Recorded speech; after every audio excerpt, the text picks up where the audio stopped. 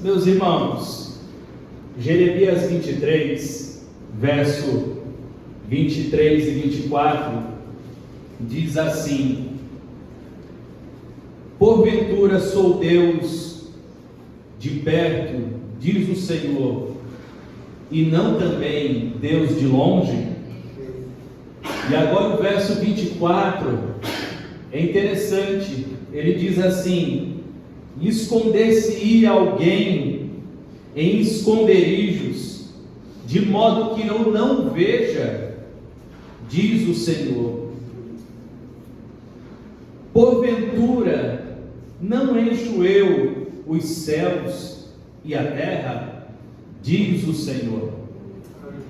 Olha que coisa interessante. Deus ele chega para o profeta e vai falar ali como a boca de Deus para aquela nação, vai falar assim: ei, eu não sou um Deus de perto, mas também de longe?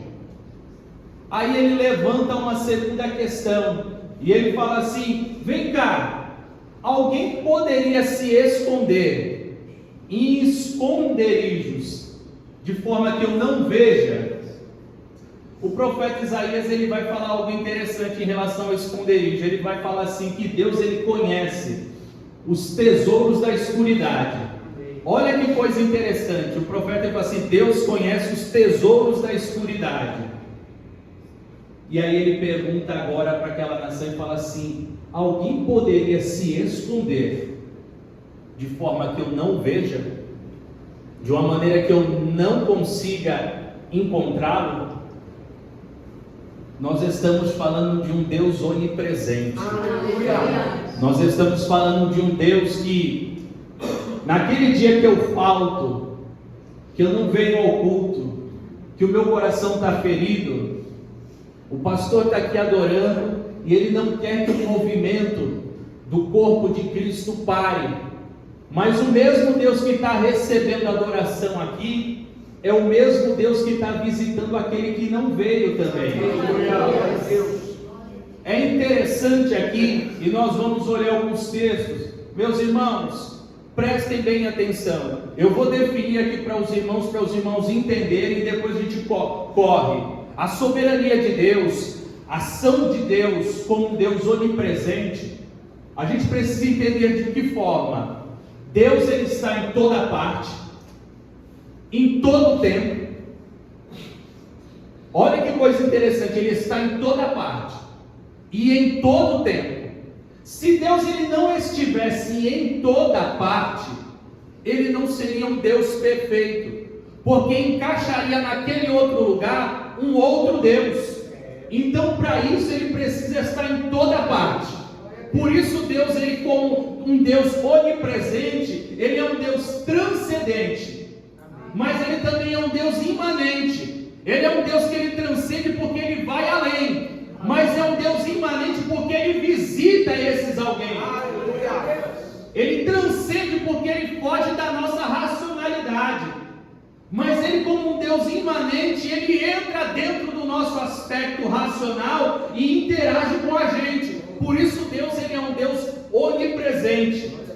E para nós entendermos esse Deus onipresente, irmão, nós temos que nos humilhar diante da nossa pequenez, diante daquele tempo e espaço que nós estamos confinados, e falar assim: eu não consigo respirar nem o dia de amanhã, mas Deus ele já está hoje aqui e o amanhã também, porque ele está em todo o tempo como Deus onipresente. Ele não pode estar fora disso, porque ele estando fora disso, ele se torna um Deus imperfeito. Os irmãos estão entendendo? Agora prestem bem atenção. Quando se trata de falar do Deus onipresente, é um Deus que ele consegue estar do lado do ímpio. Presta bem atenção. E o ímpio não o corrompe. Sabe por quê? Porque a onipresença de Deus, ela não fere a santidade de Deus. Ela não fere. Deus ele está no meio dos ímpios, mas Deus ele não se torna ímpio com eles. Para Deus não é funcional o ímpio estar querendo fazer com que Deus ele se corrompa. Sabe por quê? Tiago vai falar assim: Deus a ninguém tenta. Deus a ninguém tenta. Sabe por quê? Porque Deus também não pode ser tentado pelo mal. Sabe o que acontece quando a gente lê esse texto de Tiago e fala assim: calma aí, Deus não pode ser tentado pelo mal e a ninguém tenta. De fato, porque não tem impiedade que consegue ferir a santidade de Deus. Não tem perversidade moral que faça Deus se inclinar e se sentir tentadinho. Isso daí é nós. Quem se sente tentadinho somos nós. Nós jejuamos 40 dias. Nós falamos: Moisés, a partir de hoje aquela pedra que era tua agora é minha. Agora é eu que vou me consagrar nessa pedra. Aí a gente desce do monte. E aí entra tudo de novo, aquela vida normal vem. Poxa Deus, eu estava vivendo uma vida de anjo lá em cima. Aí Deus fala assim: agora você vai viver o teu aspecto normal aqui embaixo.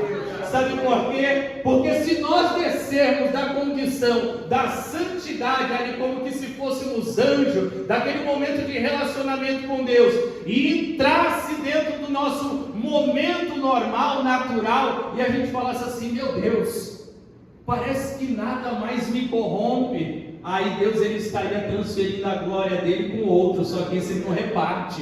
Deus ele não reparte a glória dele. E um dos aspectos da glória de Deus é a santidade de Deus. Se Deus ele não permanecer o tempo todo santo, ele não é Deus. Presta bem atenção uma coisa: Deus ele não é onipresente hoje e amanhã não é. Deus ele não é onipotente hoje e amanhã ele é fraco.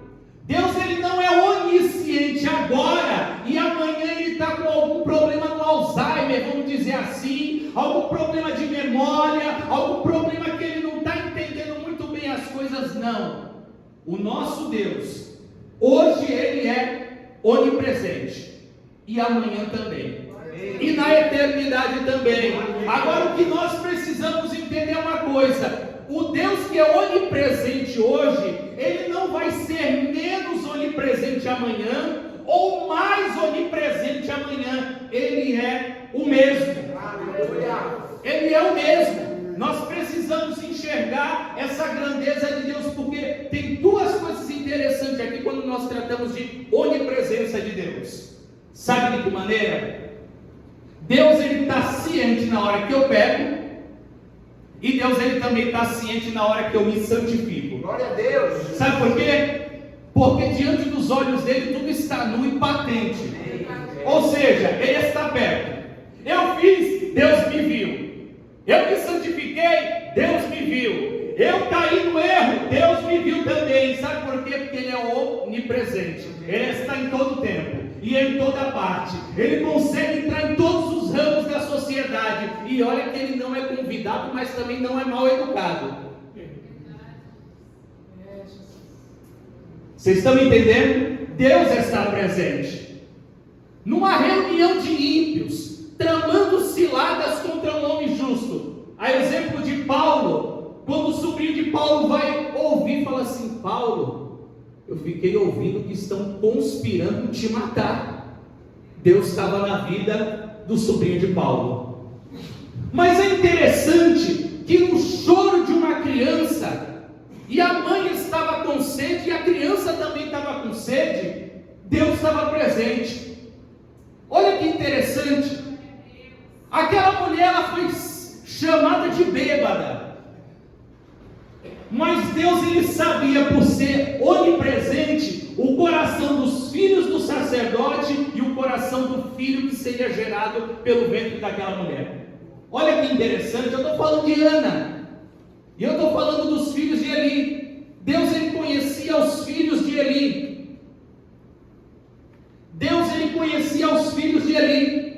Mas Deus ele conhecia por ser um Deus onipresente, um Deus que ele preenche toda a eternidade. Ele conhecia o coração de Samuel. Olha que coisa interessante. Como pode Deus ele estar ali tão ciente de tudo que acontece? Porque ele está perto. O apóstolo Paulo vai falar lá em Filipenses 4, verso 5, ele fala assim: andai em equidade, anda direitinho. Essa equidade que Paulo está falando assim, anda direitinho, hein? Olha, anda na risca, na reta. Sabe por quê? Porque não é os olhos do pastor que está perto. Ele vai falar assim: perto está o Senhor. Então nós precisamos entender isso. Deus, ele está perto. O salmista, no Salmo 139, ele vai falar algo interessante. Eu vou ler com vocês. Salmo 139, verso 6 em diante. 139, verso 6. Olha o que ele diz aqui: tal conhecimento é para mim maravilhosíssimo, tão alto que eu não posso atingir. Ele já está falando isso daqui da onisciência de Deus, desse caráter de Deus, da sabedoria de Deus. A altura desse louvor aqui dos Salmos 139 é o apóstolo Paulo falando lá em Romanos capítulo 11, verso 33, quando ele vai falar assim a respeito da maravilhosa, exaltada sabedoria e o conhecimento de Deus. Aí ele vai falar assim: quão insondáveis são os seus juízos, quão inescrutáveis são os seus santos decretos. Olha que coisa interessante. Se lembra aquilo que Isaías vai falar assim: quem deu conselho para o Senhor? Isaías 40. Ou quem se fez semelhante a ele? Não tem ninguém. Por quê? Porque isso só cabe a Deus, é intransferível.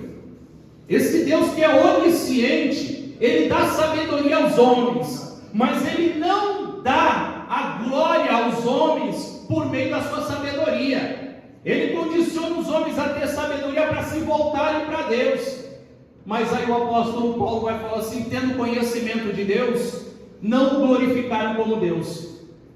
Romanos capítulo 1. Mas olha que interessante, ele vai falar assim, verso 7. Como que eu falei que era a mesma palavra? Quando fugir, não é o bastante. Os irmãos estão entendendo que onipresença não tem para onde eu correr. Não tem. Não tem para onde eu correr. Se eu estou perto do grupinho de mulheres negando Cristo, eu abro a minha boca, ela vai falar assim: tu é um deles, tu estava andando com ele. Se lembra de Pedro? Tu estava com ele, a tua fala não, a tua fala te entregou. Era como se Deus usasse o olho daquela mulher para falar assim: eu te conheço, Pedrão. Eu te conheço. Irmãos, nós precisamos entender uma coisa: Deus é o Deus da igreja. Amém. Quem crê nisso, levanta a mão. Amém. Que Deus é o Deus da igreja. Agora, quem crê que Deus também é o Deus dos Salmos 96, que Ele é o Deus das nações? Amém. Os irmãos creem? Amém? Então a gente tem que pensar numa coisa: Deus, ele não é partidarista, ele não é exclusivista. Ele vai usar um homem chamado Ciro, e Ciro não era crente. Então Deus, ele pode usar o ímpio para falar: ei, anda direito, rapaz. Não esquece que tu é crente, menina. Ainda vai falar: ó, sangue de Jesus tem poder, se converte. Não é assim? Lá no nosso trabalho, tu não é crente? Se apruma, rapaz. Não é? Irmão, Deus, ele é maravilhoso. Ele vai trabalhando de uma forma que a gente não tem para onde fugir. E olha como ele vai falar assim, verso 7. Irmãos, quando fugir não é o bastante, não adianta fugir. Tinha uma música antiga da Mescla: não adianta bater, eu não deixo você entrar. Não era da Pernambucana, era Pernambucana. Os irmãos estão entendendo. Olha agora o que ele vai falar assim, ó: para onde eu me irei do teu espírito? Meu Deus. Para onde? Para onde eu me irei do teu espírito? Só que ele vai levantar uma outra questão agora: para onde eu vou fugir da tua face? E eu posso remeter uma distância só. Agora, quando ele está falando do fugir, ele está falando de isolar, ele está falando de sair do alcance, ele está falando que os olhos dele não vão me ver. Só que ele levanta essa questão com ele mesmo em oração. Ele vai falar assim: para onde eu irei do teu espírito? E para onde eu fugirei da tua face?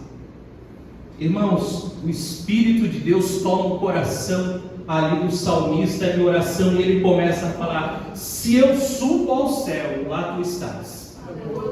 E ele começa, parece que desenhar um quadradinho, irmão, e o X vai ser fechado no meio do quadrado, e ele vai falando assim: para onde eu vou subir? Se eu subo ao céu, tu estás. Então não adianta nem eu pensar em ir lá para o pico do urubu orar, porque lá tu estás também. Se eu fizer no inferno a minha cama, eis que ali tu estás também. Não adianta se esconder debaixo das cobertas, ele vai te ver lá. Não adianta colocar a touca, o bonezinho por cima, a capa do Sherlock Holmes. Não, ele vai te ver. Sabe por quê?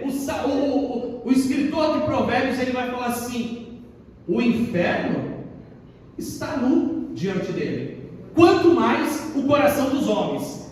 Se o inferno, Deus ele vê ele de forma nua, radiográfica,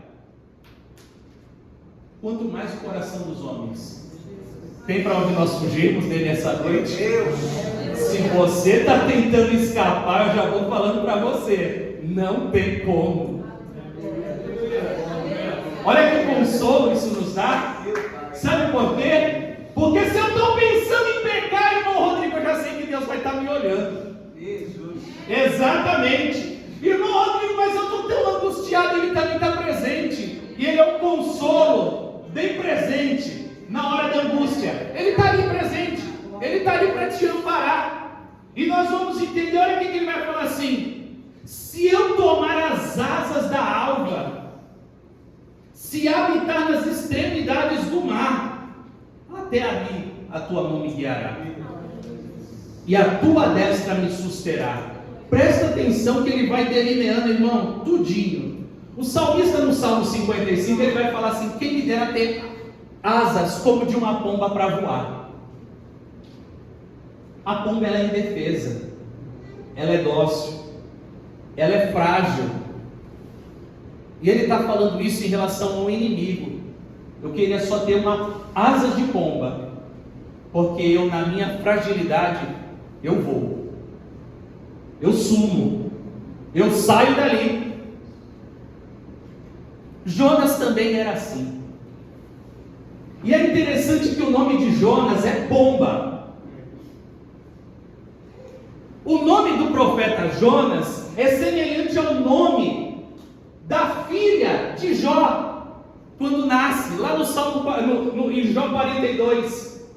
Uma das 3 filhas de Jó, quando nasce, quando Deus reverte a situação de Jó, uma das filhas de Jó, era o nome dela Gemima, que é pomba, é frágil, precisa de cuidado, precisa de amparo, precisa de zelo. No Salmo 74, o salmista também vai falar a respeito de Israel ser uma pomba, e ela precisar do auxílio do Senhor por conta dos seus inimigos. Só que a pomba, ela tem essa característica: ela vai voar, ela vai voar. Só que se hoje você está numa condição de Jonas para voar, está querendo fugir? Está querendo debandar? Está querendo buscar outras respostas do mundo para as tuas questões? Está querendo avaliar o teu coração de acordo com outra filosofia? Hoje não é dia de voar, porque até ali a mão do Senhor vai te alcançar. Vai. Jonas, ele como pombo, uma pomba, melhor dizendo, ele se sente indefeso, ele se sente fragilizado, com medo. Ele vai falar: aquele povo, de jeito nenhum. Se o Senhor fizer uma obra naquele povo, eles vão voltar e vão matar a nação inteira. Eles são um povo ruim. Deus falou: Jonas, vai depressa lá. Quando Deus chama Jonas, Deus fala assim: levanta-te e vai depressa a Nínive e prega contra ela, porque a sua maldade está chegando na minha narina. E Jonas foi uma pomba. Ele vê o perigo e vazou. E a Bíblia vai falar assim, que Jonas, ele se apressou para fugir da presença de Deus. Eu não vou pedir para você levantar a mão. Olha, eu não vou pedir para você levantar a mão. Mas se hoje você está querendo fugir daquilo que Deus colocou na sua mão para fazer, fique sabendo de uma coisa: Ele vai te buscar onde você estiver, mas é você que vai fazer. Eu não vou fazer com você, é você que vai. Eu já tenho minha congregação lá, é você. Deus, Ele colocou na sua mão, é você que vai. Não adianta chegar lá, Senhor, manda para o outro, ele é mais cheio da graça. Manda para outra, ela é uma mulher fervorosa. Não, se Deus quiser pegar você na condição de pomba, indefesa, frágil, necessidade de cuidado, Deus vai pegar você. Mas sabe qual é o interessante? Que Jonas, sendo pombo e indefeso, achando que era incapacitado, que não podia fazer, Jonas, ele se provê de todos os cuidados para viajar, e para viajar para longe da presença de Deus. Ele não avaliou o risco de um barco naufragar. Você já está avaliando isso? Você já está avaliando que o barco pode naufragar na tua fuga?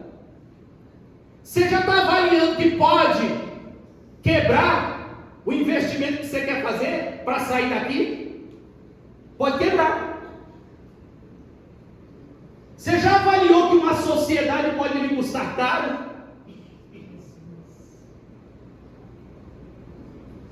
Se nós chamássemos um psicólogo aqui para avaliar e falar conosco de pessoas que, por conta de uma frustração, de uma aliança, de uma sociedade, caiu em depressão, beirando ao suicídio, se eu fosse você, antes de tomar decisão, não fuja da presença de Deus. Amém. Vai para a presença dele. Amém. Sabe por quê? Porque Jonas podia subir para Nínive. Jonas só foi descendo. Primeiro ele desce até Jope. De Jope ele desce mais um pouquinho e vai para Tarsis. Ele chega lá na Espanha. Tarsis está aqui. Nínive está o oposto da direção. Quanto mais eu pego a minha bagagem, a minha condução e fujo da presença do Senhor, um pregador antigo ele vai falar assim: quando o homem quer fugir da presença de Deus, o diabo prepara a condução. Pode ficar tranquilo, não tem como ir, ele vai trazer na tua porta. Ele prepara a condução. Quando o homem quer fugir da presença de Deus, o diabo prepara a condução. Quem falou isso foi Spurgeon. Ele falou justamente isso. Quando o homem ele vai fugir da presença de Deus, irmão, vem um carro na tua porta, na porta da tua igreja. E a nós precisamos entender. Você quer se colocar como Jonas, como uma pomba? Eu sou indefeso. Só que é interessante que Jonas, ele começa o livro precisando de orar, porque Deus deu uma causa para ele, ele não orou pelaquela causa, mas ele fugiu. Ele entrou no barco. Quando ele entra no barco, ele não ora para o transporte e na bênção. Senhor, guarda esse transporte para que eu chegue lá. Porque ele já sabia que a consciência dele pesava. Como que ele vai orar para Deus guardar, se ele está fazendo o contrário ao que Deus mandou? Tua consciência está sendo vasculhada. Aí olha que coisa interessante. Jonas, ele vê as coisas acontecendo. O mar começa a ficar bravio. Há uma grande tempestade. E Jonas não ora: Senhor, acalma a tempestade. O Senhor é o Deus que criou o mar, os céus, a terra e tudo quanto nele há. Porque a consciência dele está pesada. Mas sabe o que acontece? Deus coloca Jonas num culto ecumênico. Tu não quer orar? Tu vai ter que ver os outros orando. E a Bíblia diz que os marinheiros, cada um orou ao seu Deus. E Jonas, com a consciência pesada, ele continua fugindo. Ele sai daquele culto e ele vai dormir. E a Bíblia diz que ele vai dormir um sono profundo. Mas nós estamos falando do quê? Da onipresença de Deus. Aleluia. Deus, ele está vendo isso tudo. Deus, ele está prescrutando isso tudo. Deus, ele está sondando a vida de Jonas e ele está dando corda. Deus, ele não tem pressa. Ele é eterno. Aleluia. Ele é o Senhor do tempo. Amém. Ele não tem pressa, ele está trabalhando ali. O que eu vou falar para você é que na minha e na tua ansiedade não muda o caráter de Deus. Aleluia. É verdade. Ele é um Deus eterno. A minha ansiedade só me atrapalha olhar para o dia de amanhã. E o dia de amanhã nem chegou, mas eu já estou olhando para ele. Como também a minha depressão está fazendo eu ficar remoendo lá atrás. Eu nem consigo voltar lá, mas eu fico remoendo. E eu estou me achando que sou o Senhor do tempo. Eu estou me achando que estou dominando a causa, mas não estou. Eu estou me apartando do Deus da causa.